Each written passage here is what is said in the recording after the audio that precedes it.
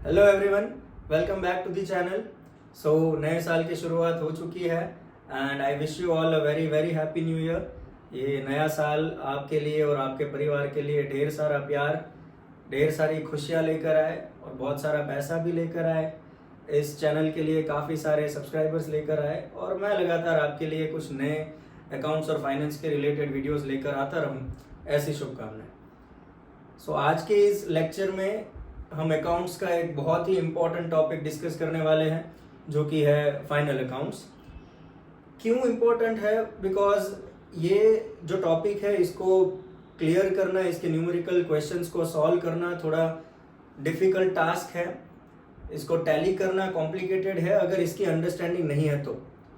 But will start from very basic concept clarity और उसके बाद हम कुछ न्यूमेरिकल क्वेश्चंस पे भी आएंगे। तो आपके जितने भी डाउट्स हैं, अगर आप नए हैं इस टॉपिक के लिए, तो आपको ये टॉपिक, ये वीडियो जो है वो काफ़ी ज़्यादा हेल्पफुल होने वाला है। So watch till the last end understand all the concepts related to it, और उसके बाद हम न्यूमेरिकल क्वेश्चंस पे आएंगे। So let's begin. So for understanding the final accounts, we first have to understand the types of financial statements prepared by the companies. So for every accounting period starting from 1st April to 31st March, companies prepare several financial statements. These statements are referred by various users of accounting information. काफ़ी सारे users होते हैं, कुछ लोग जो directly company के साथ associated है या इनडायरेक्टली एसोसिएटेड है कंपनी के साथ। हर उन यूजर्स को हर साल कंपनी के कुछ फाइनेंशियल स्टेटमेंट्स रिवील किए जाते हैं।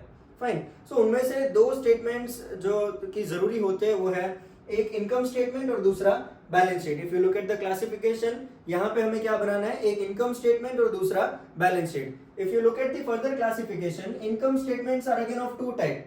One is trading account, another one is profit and loss account, and the third one we have is the balance sheet. Final accounts यही है। हमें फाइनल अकाउंट्स के अंदर तीन अलग अलग चीजें बनानी है। एक ट्रेडिंग अकाउंट बनाना है, दूसरा प्रॉफिट एंड लॉस अकाउंट बनाना है और तीसरा बैलेंस शीट बनाना है। Why do we prepare this? So if you see trading account क्यों बनाया जाता है? ताकि कंपनी के ग्रॉस प्रॉफिट या ग्रॉस लॉस के बारे में पता लगाया जा सके। प्रॉफिट एंड लॉस अकाउंट बनाया जाता है ताकि कंपनी के नेट प्रॉफिट और नेट लॉस के बारे में पता लगाया जा सके। And the third one is balance sheet. Balance sheet बनाने से कंपनी के एसेट्स और लायबिलिटीज के बारे में हमें इंफॉर्मेशन मिल सकता है। सो if anyone wants to know the financial status or financial position of a company, then these are the statements which are very helpful for them, right?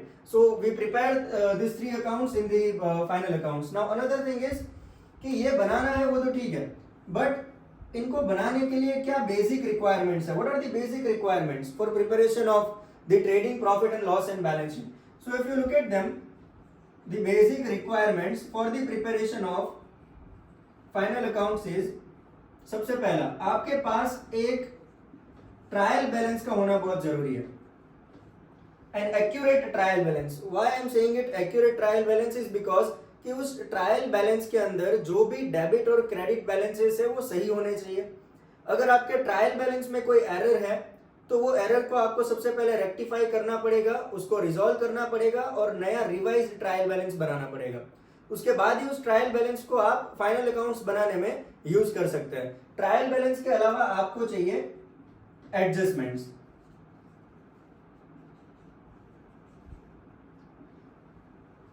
Question में आपके पास ट्रायल बैलेंस के अलावा कुछ एडजस्टमेंट्स भी दिए होंगे, उन एडजस्टमेंट का पोस्टिंग भी हम फाइनल अकाउंट्स के अंदर कर सकते हैं। तो जरूरी है ये तीनों अकाउंट्स बनाने के लिए आपके पास ट्रायल बैलेंस और एडजस्टमेंट होना चाहिए। अगर इसकी अवेलेबिलिटी है तो आप फाइनल अकाउंट्स की तरफ आगे बढ़ सकते हैं। Alright, so let's start with the understanding of what trading account and profit and loss account are और कैसे इनको बनाया जाता है। So if you see, trading और प्रॉफिट एंड लॉस अकाउंट दोनों ही नॉमिनल टाइप के अकाउंट्स होते हैं और नॉमिनल अकाउंट्स में हम दो चीजें रिकॉर्ड करते हैं, एक्सपेंस और इनकम। नॉमिनल अकाउंट का रूल ये कहता है कि all expenses are to be debited and incomes are to be credited. यही सेम रूल्स और प्रिंसिपल्स हमें ट्रेडिंग और प्रॉफिट एंड लॉस अकाउंट बनाने के वक्त ध्यान में रखना है। हम दोनों ही अकाउंट्स के अंदर एक्सपेंस और इनकम रिकॉर्ड करते हैं, बट क्वेश्चन ये है कि जब दोनों ही अकाउंट्स के अंदर सेम चीजें रिकॉर्ड करनी है तो दो अलग अलग अकाउंट्स क्यों बना रहे हैं? कोई एक ही अकाउंट के अंदर रिकॉर्ड क्यों नहीं करते हैं? तो उसका भी क्लासिफिकेशन है कि किसी भी कंपनी के अंदर एक्सपेंस और इनकम जो है वो दो तरीके के होते हैं। हम अगर क्लासिफिकेशन देखें, हम ट्रेडिंग अकाउंट के अंदर कौन से एक्सपेंस और कौन से इनकम रिकॉर्ड करते हैं? सो मेनली हम ट्रेडिंग अकाउंट के अंदर डायरेक्ट फॉर्म ऑफ एक्सपेंसेस जो होते हैं और डायरेक्ट इनकम्स जो होती है वो रिकॉर्ड करते हैं। ऑन द अदर हैंड, यही एक्सपेंस और इनकम इनडायरेक्ट नेचर के भी हो सकते हैं। तो हम प्रॉफिट एंड लॉस अकाउंट के अंदर इनडायरेक्ट एक्सपेंस और इनडायरेक्ट इनकम से रिकॉर्ड करते हैं।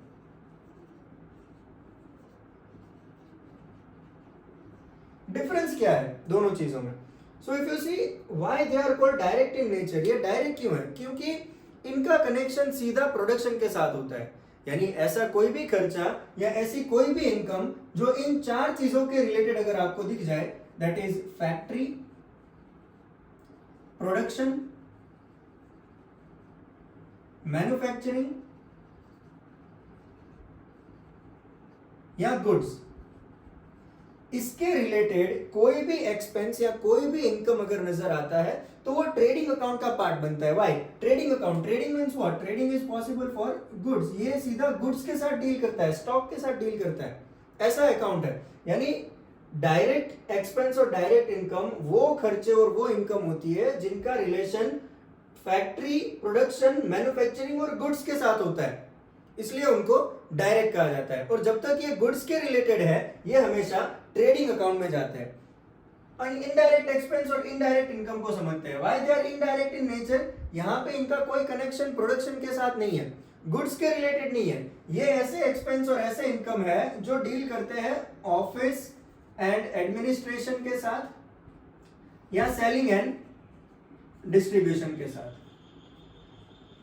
ऐसा कोई भी एक्सपेंस या कोई भी इनकम जो ऑफिस एंड एडमिन के रिलेटेड है या सेलिंग एंड डिस्ट्रीब्यूशन के रिलेटेड है वो सीधा जाएगा प्रॉफिट एंड लॉस अकाउंट के अंदर। So that is the very simple classification. माना कि हम दोनों में ही एक्सपेंस और इनकम रिकॉर्ड करते हैं, बट डिस्टिंग्विश है दोनों के बीच में। डिफरेंस है क्या है कि यहाँ पे हम डायरेक्ट एक्सपेंस और डायरेक्ट इनकम रिकॉर्ड करते हैं, ऐसा खर्चा जिनका गुड्स के साथ रिलेशन हो, ऐसी इनकम जो गुड्स के रिलेटेड हो।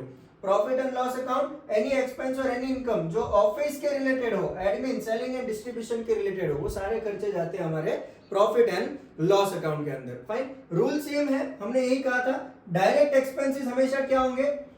एक्सपेंस हमेशा डेबिट होंगे, इनकम हमेशा क्रेडिट होगी। यहां पे भी सेम रूल, इनडायरेक्ट एक्सपेंस भी डेबिट होंगे, इनडायरेक्ट इनकम क्या होगी? क्रेडिट होगी। Clear? What do we find out after preparation of trading account? हम ट्रेडिंग अकाउंट प्रिपेयर करने के बाद gross profit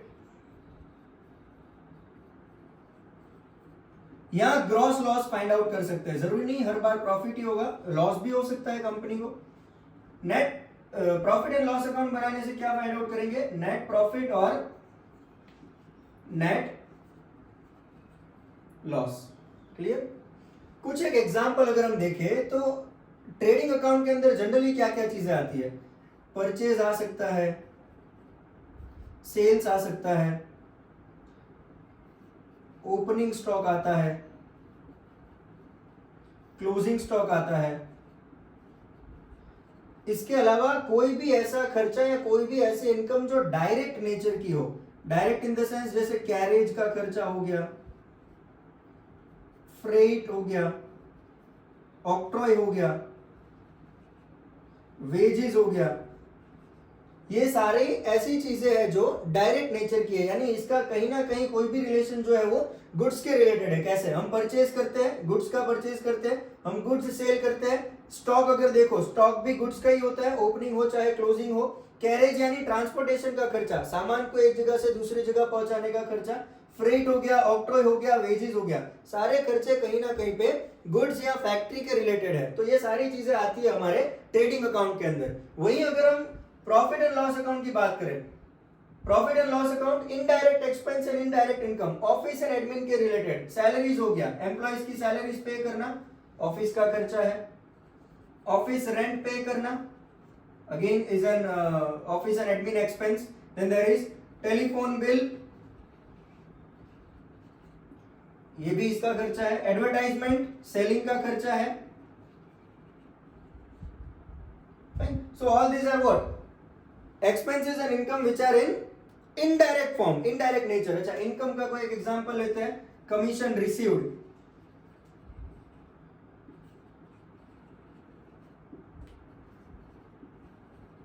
discount received, indirect incomes है। Fine, so these are certain examples of profit and loss account कि ये सारी चीजें आप देखो, अगर सैलरी ऑफिस में किया गया खर्चा है, ऑफिस का रेंट पे करना, अगेन ऑफिस एक्सपेंस है, ऑफिस में पड़े हुए टेलीफोन का बिल पे करना, आपके प्रोडक्ट के लिए, आपकी कंपनी के लिए एडवर्टाइजमेंट करना, कहीं से कोई कमीशन मिला है, कहीं से डिस्काउंट आपको मिला है, ये सारे प्रॉफिट एंड लॉस अकाउंट का पार्ट बनते हैं। So there is a simple classification of this. आगे अगर इसको और थोड़ा समझा जाए तो यहाँ पे जो ग्रॉस प्रॉफिट और ग्रॉस लॉस मिलता है, ये ट्रांसफर होता है प्रॉफिट एंड लॉस अकाउंट में, ट्रांसफर्ड टू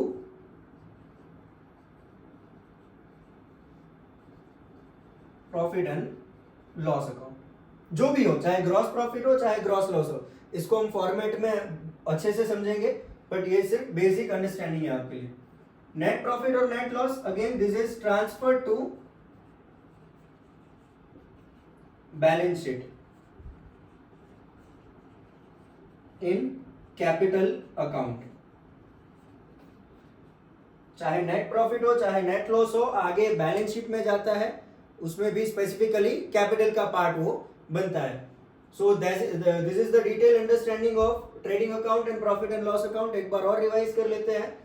कोई भी खर्चा जो फैक्ट्री के रिलेटेड हो वो ट्रेडिंग अकाउंट का पार्ट बनता है, कोई भी खर्चा जो ऑफिस के रिलेटेड हो वो प्रॉफिट एंड लॉस अकाउंट का पार्ट बनता है। ट्रेडिंग अकाउंट में हम डायरेक्ट एक्सपेंस और डायरेक्ट इनकम रिकॉर्ड करते हैं। डायरेक्ट एक्सपेंस डेबिट होते हैं, डायरेक्ट इनकम क्रेडिट होता है। फैक्ट्री, प्रोडक्शन, मैन्युफैक्चरिंग या गुड्स के रिलेटेड कोई भी एक्सपेंस या कोई भी इनकम हो वो सीधा ट्रेडिंग अकाउंट के अंदर जाता है। ट्रेडिंग अकाउंट से हमें ग्रॉस प्रॉफिट और ग्रॉस लॉस के बारे में पता चलता है। यही ग्रॉस प्रॉफिट और ग्रॉस लॉस आगे पीएनएल अकाउंट में ट्रांसफर होता है। प्रॉफिट एंड लॉस अकाउंट की अगर बात करें, कोई भी खर्चा जो ऑफिस के रिलेटेड है, एडमिनिस्ट्रेशन, सेलिंग एंड डिस्ट्रीब्यूशन के रिलेटेड है, तो वो पीएनएल अकाउंट में जाएगा। इनडायरेक्ट एक्सपेंस हमेशा डेबिट होगा, इनडायरेक्ट इनकम क्रेडिट पे लिखा जाएगा। पीएनएल अकाउंट से हमें नेट प्रॉफिट या नेट लॉस के बारे में पता चल सकता है, जिसे हम आगे ट्रांसफर करते हैं बैलेंस शीट के अंदर कैपिटल अकाउंट में। और दीज आर सर्टेन एग्जांपल्स, जो चीजें आपकी ट्रेडिंग का पार्ट बनती है, कुछ एग्जांपल्स जो आपके पीएनएल अकाउंट का पार्ट बनते हैं। एक न्यूमेरिकल क्वेश्चन हम करेंगे बैलेंस शीट समझने के बाद, तो आपको पता चलेगा क्या क्या चीजें इन अकाउंट्स के अंदर आती है। So now will discuss balance sheet.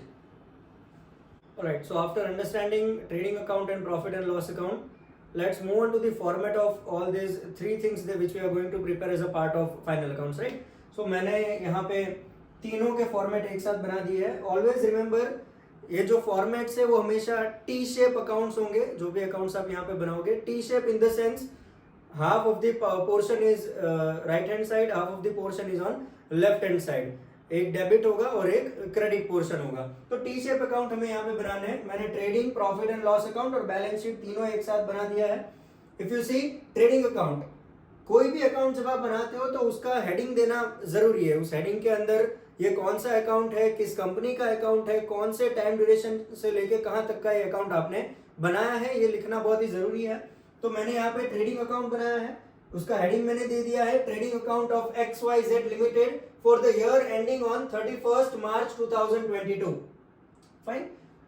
T shape account, this portion is debit, this portion is credit. क्या फॉर्मेट रहेगा? Particulars amount, particulars amount. If you look at the profit and loss account, again I have given one of the heading to this account, and then again T-shape format का account बनाया है, जिसमें particulars amount, half is this portion is debit, this portion is credit. If you look at the balance sheet of XYZ Limited as on 31st March 2022, liabilities amount, assets amount. एक बहुत ही logical चीज ये है कि जब भी आप trading account बनाते हो, on the left hand side you have debit, on the right hand side you have credit. Again in P N L account, on left hand side you have debit, on right hand side you have credit. When we come to the balance sheet में ये rule थोड़ा change हो जाता है कि आपकी liabilities जो होती है वो क्रेडिट होती है और एसेट्स जो होते हैं वो डेबिट होते हैं। बट ये हम कभी भी बैलेंस शीट बनाने के वक्त वहां पे लिखते नहीं है।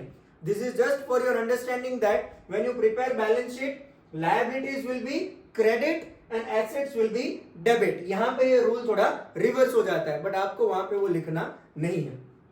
हम बैलेंस शीट की अंडरस्टैंडिंग पे आएंगे, बट इससे पहले यहाँ पे कुछ बेसिक चीजें हम क्लियर कर लेते हैं।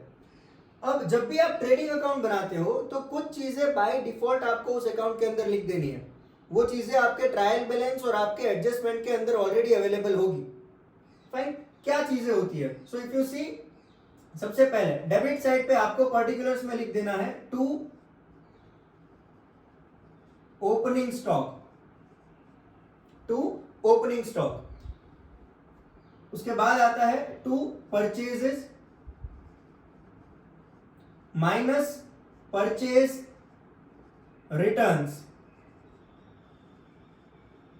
On credit side you have by sales minus sales returns and by closing stock. हमेशा याद रखना, डेबिट साइड जो है वहां पे हम टू लिखेंगे और क्रेडिट साइड पे बाय लिखेंगे। फाइन, तो इतनी बेसिक एंट्रीज आपको ट्रेडिंग अकाउंट के अंदर बाय डिफॉल्ट कर देनी है। On debit side to opening stock, to purchase minus purchase return. क्या कहना चाहता है ये कि आपने उस पर्टिकुलर ईयर के अंदर आपके पिछले साल का जो स्टॉक था उसको भी आपने यूज किया, उसके अलावा नया प्रोडक्शन करने के लिए आपने थोड़ा और परचेज कर लिया सामान। कोई भी कंपनी का प्रोडक्शन का रिक्वायरमेंट कभी सिर्फ पुराने स्टॉक से कंप्लीट नहीं हो सकता है। आपको हर साल नया स्टॉक तो परचेज करना ही पड़ेगा, लेकिन पिछले साल का जो बचा हुआ स्टॉक है वो अगले साल के लिए ओपनिंग स्टॉक हो जाता है। और पिछले साल का जो बचा हुआ स्टॉक है उसे कंपनी फेंक थोड़ी देती है, वो अगले साल उसको यूज करती है। तो ये ओपनिंग स्टॉक जो है वो पिछले साल का क्लोजिंग स्टॉक है, इसलिए हम इसको यहां पर लेकर आए ओपनिंग स्टॉक। लेकिन इसके अलावा आपने कुछ और नया मटेरियल परचेज किया। अब जब परचेज करते हैं तो थोड़ा बहुत सामान डिफेक्टिव भी निकलता है। वो डिफेक्टिव सामान को हम क्या कर देते हैं, रिटर्न कर देते हैं, वापस कर देते हैं। तो वो रिटर्न्स हम यहां से परचेज में से क्या करेंगे, माइनस कर देंगे। अगर क्रेडिट साइड की बात करें, बाय सेल्स, अच्छा आपने कुछ खरीदा है तो सामने कुछ बेचा भी होगा, आपने सेल्स किया होगा। सेल्स हमें पता है is the primary source of income. Sales income side, हमने क्रेडिट साइड लिखा है। Expense on debit, income on credit. आप अगर परचेज करोगे तो आपका खर्चा है इसलिए डेबिट हुआ है। आप जब सेल्स करोगे, सामान बेचोगे तो इनकम होगा, इनकम होगा इसलिए कहां पे लिखा है, क्रेडिट पे लिखा है। जब सेल्स करेंगे, अच्छा हमने सेल्स किया है तो कस्टमर के पास भी कुछ सामान ऐसा होगा जो डिफेक्टिव पहुंचेगा, तो वो सामान जब वो रिटर्न करेगा तो ये क्या हो जाएगा, माइनस सेल्स रिटर्न। और उसके अलावा बाय क्लोजिंग स्टॉक, उस पर्टिकुलर ईयर में आपके पास कितना स्टॉक बचा हुआ रह गया था। याद रखना, यही स्टॉक आगे जाके जब आप नया अकाउंट बनाओगे तो ये वाला स्टॉक जो क्या हो जाता है, ओपनिंग स्टॉक बन जाता है। तो ये हो गया। इसके बाद क्या होगा, यहां पे टू डायरेक्ट एक्सपेंसेस और यहां पे बाय डायरेक्ट इनकम। अगर इनके अलावा और भी कोई चीजें आपको अंदर दिख जाती है, जैसे वेजेस हो गया, कैरेज हो गया, फ्रेट हो गया, ऑक्ट्रॉय, अगर ऐसा कोई भी खर्चा आपको आपके ट्रायल बैलेंस के अंदर दिख जाता है तो डायरेक्ट एक्सपेंसेस यहां लिखने हैं, डायरेक्ट इनकम हमें यहां लिखना है। जब आप पूरा इसको सॉल्व करोगे, कैलकुलेट करोगे तो दो चीजें हो सकती है, या तो ग्रॉस प्रॉफिट हो सकता है या ग्रॉस लॉस हो सकता है। अगर प्रॉफिट होगा टू ग्रॉस प्रॉफिट, लॉस होगा तो बाय ग्रॉस लॉस। दोनों चीजें लिख के नहीं आना, सिर्फ आपके अंडरस्टैंडिंग के लिए बता रहा हूं कि अगर ग्रॉस प्रॉफिट होगा तो डेबिट साइड, अगर ग्रॉस लॉस होगा तो क्रेडिट साइड। बहुत ही सिंपल इक्वेशन है, एक्सपेंस माइनस इनकम। एक्सपेंस में से income, sorry income minus expense, income में से मुझे एक्सपेंस माइनस करना है। तो अगर मेरा इनकम जो है वो ज्यादा होगा और एक्सपेंस कम होगा तो ऑब्वियसली प्रॉफिट होगा। अगर मेरा इनकम कम है और एक्सपेंस ज्यादा है तो क्या होगा, लॉस होगा। ये यहां तक ये अकाउंट आपको कंप्लीट करना है। जब भी आप अकाउंट क्लोज करते हो तो दो लाइन नीचे आपको ड्रॉ कर देनी है। ये बताता है कि आपका ये पर्टिकुलर अकाउंट जो है वो आपने क्लोज कर दिया है। बट ये इक्वेशन हमें फॉलो करना है। If income is more than expense there will be profit, if income is less than expense then there will be loss. ये हो गया आपका ट्रेडिंग अकाउंट। अब हमने जब ट्रेडिंग अकाउंट समझ रहे थे तो बोला था कि ये ग्रॉस प्रॉफिट या ग्रॉस लॉस आगे पीएनएल अकाउंट में कैरी फॉरवर्ड होता है। अब देखो ग्रॉस प्रॉफिट कौन सी साइड हुआ है, अच्छा ग्रॉस प्रॉफिट यहां पे क्या लिखेंगे, ट्रांसफर टू P&L अकाउंट। यहां ग्रॉस लॉस होगा तो यहां पे लिखेंगे ट्रांसफर टू P&L अकाउंट। कोई भी एक ही होगा, याद रखना, या ग्रॉस प्रॉफिट होगा या ग्रॉस लॉस होगा। अच्छा प्रॉफिट हुआ है, प्रॉफिट कौन सी साइड है ट्रेडिंग में, डेबिट साइड है। जब ये P&L में जाएगा तो ये क्या हो जाएगा, क्रेडिट हो जाएगा। ग्रॉस प्रॉफिट डेबिट साइड है ट्रेडिंग में, तो P&L में क्या हो जाएगा, क्रेडिट हो जाएगा by gross profit.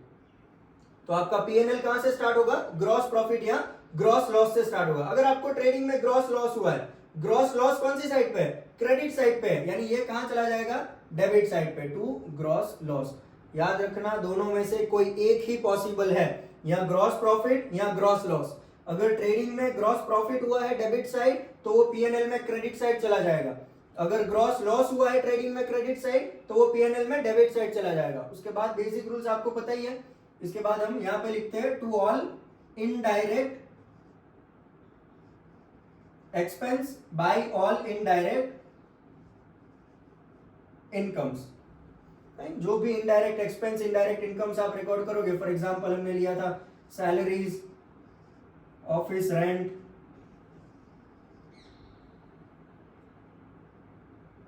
Postage and telegram, उसके बाद एडवर्टाइजमेंट, ये सारे खर्चे यहां पे आपने लिख दिया। अच्छा डिस्काउंट अलाउड ले लेते हैं। इनकम कुछ हुआ आपको, कमीशन रिसीव्ड, डिस्काउंट रिसीव्ड, ये सारी चीजें फाइन। जब आप इसको कैलकुलेट करोगे तो दो पॉसिबिलिटीज है, नेट प्रॉफिट या नेट लॉस। अगर नेट प्रॉफिट होगा तो again on debit side to net profit, loss हुआ तो by net loss.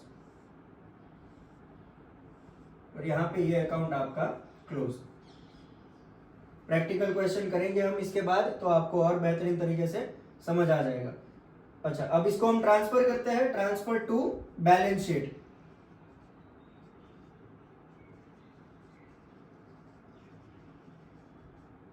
Transfer to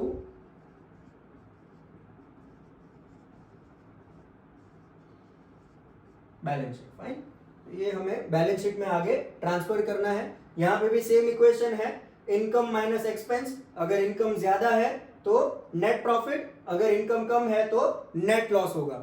तो ये नेट प्रॉफिट हुआ तो भी वो बैलेंस शीट में जाएगा, नेट लॉस होगा तो भी वो बैलेंस शीट में जाएगा। बट क्या होगा आगे, हम बैलेंस शीट समझते हैं। ओके बैलेंस शीट हमारा समझना बाकी है। हम बैलेंस शीट के अंदर एसेट्स और लायबिलिटीज को रिकॉर्ड करते हैं। एसेट्स क्या होते हैं, anything which is under the ownership of the company. ऐसी कोई भी चीज जो कंपनी की ओनरशिप में होती है, कंपनी के कंट्रोल में होती है, वो सारी एसेट्स होते हैं कंपनी के, यानी कंपनी के हाथ में, कंपनी को बिलोंग करता है। लायबिलिटीज जो कंपनी को आगे जाके रीपे करना है, वापस देना है, वो हमेशा लायबिलिटीज होती है। तो ये दोनों चीजें हम बैलेंस शीट के अंदर लिखते हैं। हमें बैलेंस शीट के अंदर एक इक्वेशन प्रूव करना है जो है assets is equal to liabilities plus capital, यानी दोनों तरफ का टोटल जो है वो सेम होना चाहिए। हमने यहां पे क्या लिखा है, is equal to assets equal to liabilities plus capital, यानी यहां का जितना टोटल होगा उतना ही टोटल यहां पे भी होना चाहिए, यानी दोनों साइड पे टैली होना चाहिए आपका जो आंसर है वो फाइन। तो assets is equal to liabilities plus capital. अब कुछ एलिमेंट्स होते हैं बैलेंस शीट के, आपको हेडिंग दे देना है। सबसे पहले जब आप बैलेंस शीट बनाओ, लायबिलिटीज साइड, लायबिलिटी साइड सबसे पहले आता है कैपिटल, फिर आता है लॉन्ग टर्म लायबिलिटीज, और फिर आता है short term liabilities. On the other hand assets, assets में भी अगेन आपको हेडिंग दे देना है। सबसे पहला होगा आपका फिक्स्ड एसेट्स, सेकेंड होगा आपका investments, and third one will be current assets.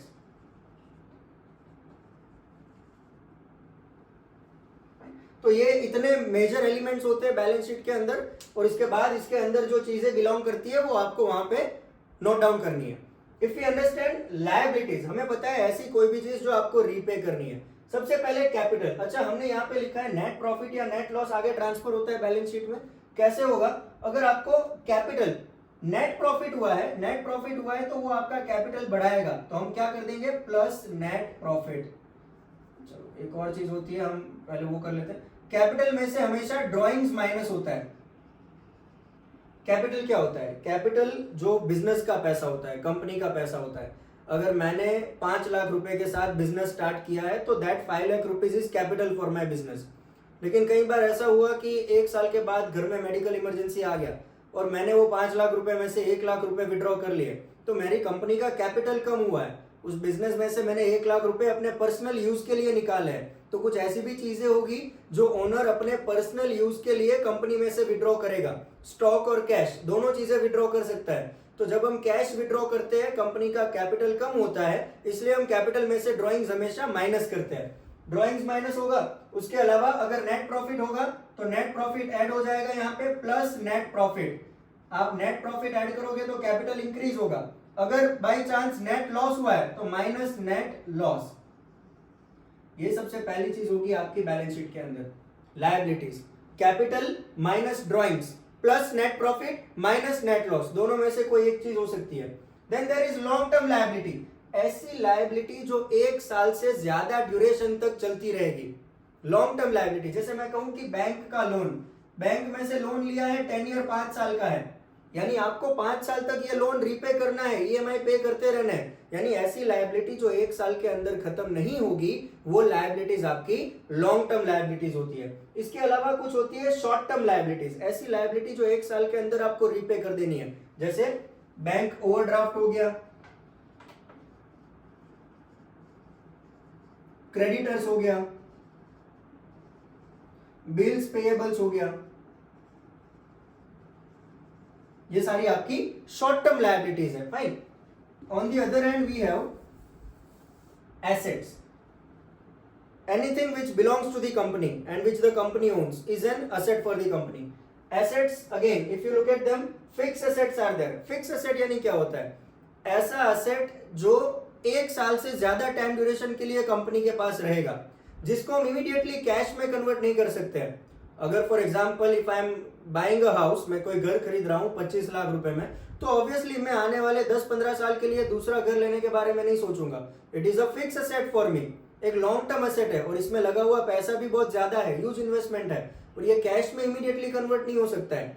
ऐसे एसेट जो कंपनी के पास 1 साल से ज्यादा टाइम ड्यूरेशन के लिए रहेंगे, वो एसेट होते हैं फिक्स एसेट। अब फिक्स एसेट भी 2 तरीके के होते हैं। If you see fix assets, one is tangible asset, another one is intangible asset, tangible and intangible। tangible assets का मतलब क्या होता है? tangible asset यानी ऐसा एसेट जिसको आप टच कर सकते हैं, फील कर सकते हैं, मेजर कर सकते हैं, परचेज या सेल आप कर सकते हैं। ऐसा कोई भी एसेट जो होता है वो टेंजिबल होता है। जैसे लैंड एंड बिल्डिंग हो गया, प्लांट एंड मशीनरी हो गया, मोटर कार हो गया, फर्नीचर हो गया, ये सारे एसेट्स टेंजिबल फॉर्म होते हैं, यानी इसको देखना, इसको टच करना, इसको फील करना पॉसिबल है, पर है तो फिक्स एसेट ही, लॉन्ग टर्म एसेट्स है। इनटेंजिबल एसेट, ऐसा एसेट जिसको मॉनेटरी टर्म्स में मेजर तो कर सकते हैं, लेकिन उसको देखना, टच करना या फील करना पॉसिबल नहीं है। जैसे गुडविल हो गया, पेटेंट हो गया, ट्रेडमार्क हो गया, कॉपीराइट हो गया, ये सारे एसेट्स कौन से होते हैं? इनटेंजिबल फॉर्म ऑफ एसेट्स होते हैं। उसके बाद आते हैं इन्वेस्टमेंट्स। अच्छा, कंपनी ने कहीं किसी और कंपनी के शेयर्स खरीदे हुए हैं, पैसा लगा रखा है, तो वो इन्वेस्टमेंट हुआ है, और इन्वेस्टमेंट भी मेरे लिए एसेट ही है। जब कभी भी मैं चाहूंगा तो वहां से इन्वेस्टमेंट विड्रॉ कर सकता हूं, कैश में कन्वर्ट हो सकते हो, तो वो मेरे लिए एक एसेट माना जाएगा, investment. Then there is current asset, ऐसा कोई भी एसेट जो 1 साल के अंदर कैश में कन्वर्ट हो सकता है, इमीडिएटली कैश में कन्वर्ट हो सकता है, वो एसेट होता है करंट एसेट। जैसे हो गया cash in hand, cash at bank,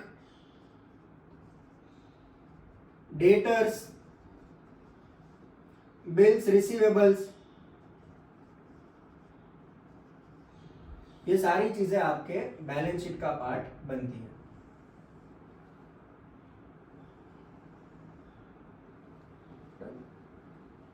सो इस तरीके से हमें बैलेंस शीट बनाना है। याद रखना 3 हेडिंग्स होते हैं दोनों तरफ, यहाँ पे capital, long term liability, short term liability, assets, fix asset, investment, current asset. हमें बस ये याद रखना है कि दोनों तरफ का टोटल कैसा होना चाहिए, सेम होना चाहिए। दैट मींस अगर एसेट साइड आपका लायबिलिटी साइड अगर आपका टोटल है 10 लाख, तो एसेट के साइड भी आपका टोटल 10 लाख रुपीज ही होना चाहिए।